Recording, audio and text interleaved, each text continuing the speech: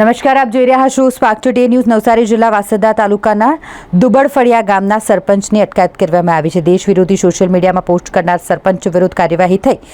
સરપંચ મહેન્દ્ર પટેલે સોશિયલ મીડિયામાં વડાપ્રધાન મોદી અને સેનાનો ફેક વિડીયો શેર કર્યો હતો। સરપંચની ગતિવિધિ પોલીસને ધ્યાને આવતા કાર્યવાહી કરવામાં આવી છે। વાંસદા પોલીસે આઈટી એક્ટ સહિત ગંભીર કલમો હેઠળ ગુનો નોંધી સરપંચની અટકાયત કરી છે।